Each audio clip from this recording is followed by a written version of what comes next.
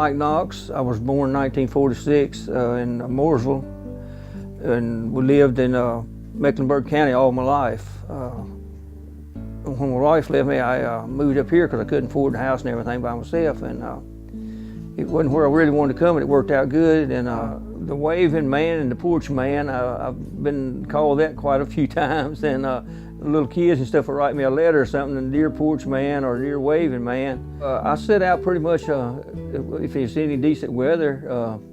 Like I say, I like the outdoors, and I've got a coat. I mean, a lot of people say I don't wear it, but I do put a coat on every once in a while.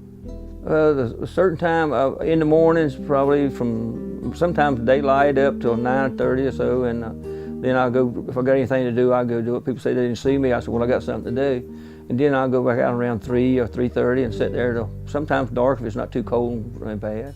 What the people are like in this community now are really fast paced. It's really the life speeded up for them and everything.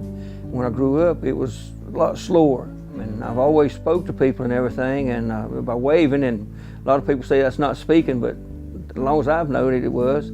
And people speak back, and it makes the day go by, and smiles on people's faces and everything. And a lady told me one time, she was just like an ordinary person, told me one day down at the Cashions that I was the only person that spoke to her all day. And that made me feel like it was worth my time out there speaking.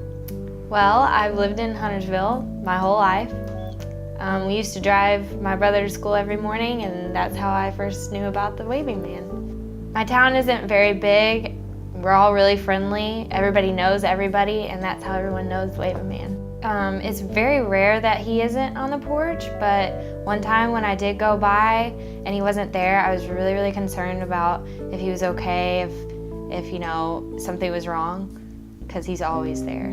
The message he sends to our community is that the smallest things can brighten someone's day, and just to be kind to everyone. Special occasions like Halloween or stuff, a friend of mine gave me a skeleton quite a year or so back, and he placed him on the porch that morning, and I thought I heard something, and then I came up with the idea to make him wave, and it really changed the complex of him by letting him wave. And then Christmas I put him out and put the Santa Claus hat on him instead of the orange one, and the little kids and stuff really get a kick out of him. I think more though so in Halloween than to do Christmas.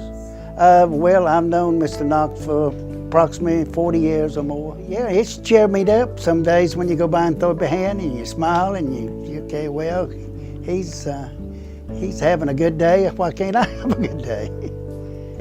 He's developed a trademark for the community. I think he's a fine fella, and I think he's a community marker, from my opinion.